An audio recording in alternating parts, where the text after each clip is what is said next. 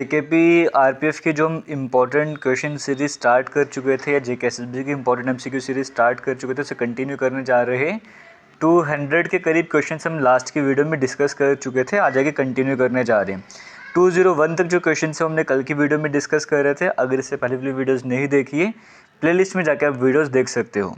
Start करते हैं आज की फर्स्ट वीडियो की बात करेंगे। फर्स्ट इंपॉर्टेंट क्वेश्चन आपके सामने स्क्रीन में कहा जा रहा है, what is the SI unit for measuring pressure. एक बार फिर से बोलूँगे, सभी क्वेश्चन जो आज के एग्जाम में आपके सामने ला रहा हूँ ये या फिर रेलवे के प्रीवियस ईयर क्वेश्चन पूछे गए या एसएससी में पूछे गए, फिर जेकेएसएसबी में पूछे गए, किसी न किसी एग्जाम में पूछे गए क्वेश्चन है ये बोले। तो यहाँ पे कहा जा रहा है what is the SI unit for measuring pressure. आपको प्रेशर को मेजर करना है तो उसको मेजर करने की एसआई यूनिट क्या है।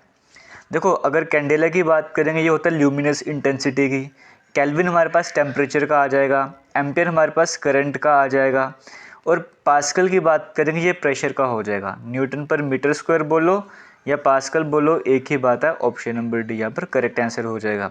इसी तरीके से टाइम का पूछ लेगा वो सेकंड हो जाएगा, जो बेसिक हमारे पास फंडामेंटल क्वांटिटीज़ हैं।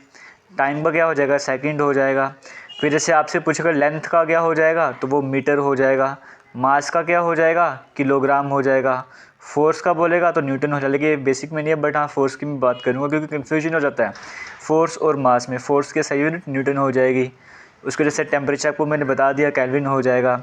या फिर आपके पास करंट का एम्पेयर यहाँ पे आपको देखने को मिल रहा है ना। अमाउंट ऑफ सब्सटेंस मोल हो जाएगा। ल्यूमिनस इंटेंसिटी कैंडेला, ये सारे यूनिट आपको पता होनी चाहिए। क्वेश्चन नंबर 203 की बात करेंगे, आपके सामने पूछा जा रहा है विटामिन B12 की बात करेंगे जनरली कहाँ पर आपको देखने को नहीं मिलता।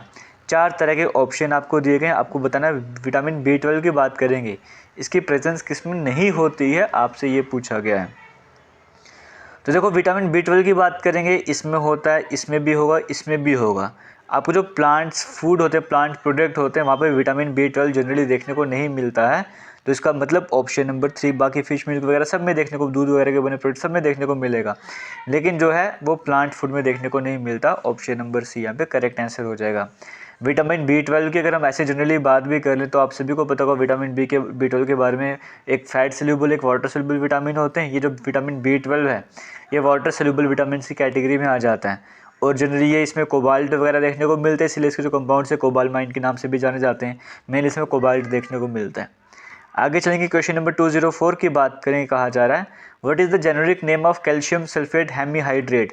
कैल्शियम सल्फेट हेमीहाइड्रेट की बात करेंगे, ये किसका नाम आपसे पूछा जा रहा है ना। केमिकल नेम आप पढ़ते हो, बेकिंग सोडा का नाम है, plaster of Paris, detergent powder या विनेगर का है।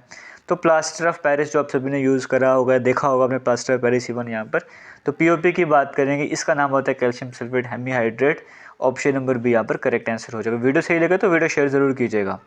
क्वेश्चन नंबर 205 की बात करेंगे। कहा जा रहा है विच of the following rivers originate from the state of Rajasthan. 4 option दिए होंगे, उनमें से राजस्थान में से कौन सी रिवर का ओरिजिन होता है आपको वो बताना है। नर्मदा है, बानस, चंबल या माही। ये देखो, नर्मदा, चंबल, माही की बात करेंगे, ये तीनों मध्य प्रदेश की नदियाँ हैं इंपॉर्टेंट।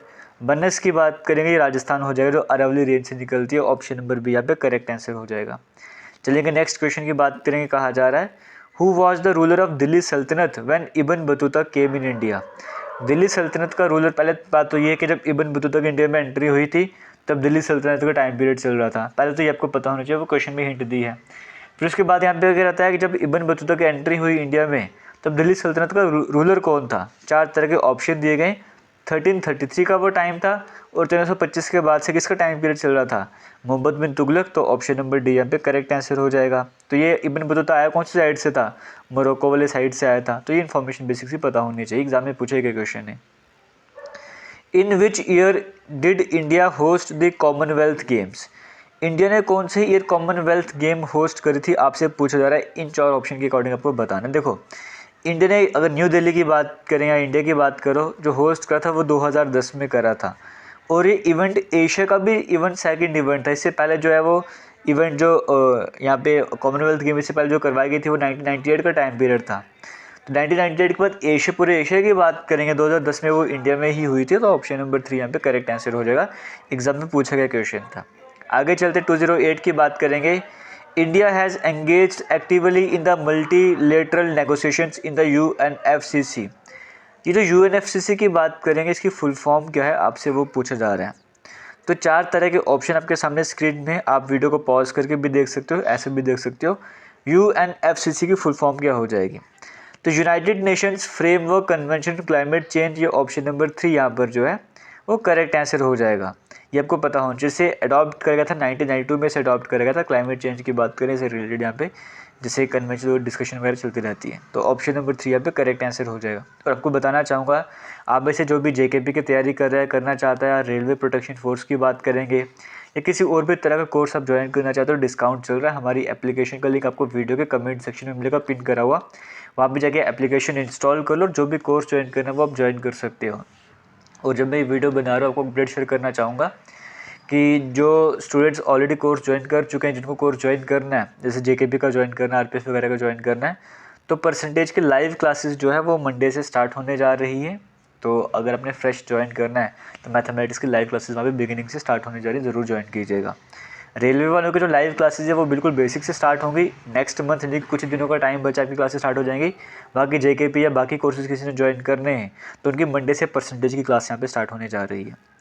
आगे चलेंगे, क्वेश्चन नेक्स्ट आपके सामने स्क्रीन में है। In which of the following state is Buxa national park situated?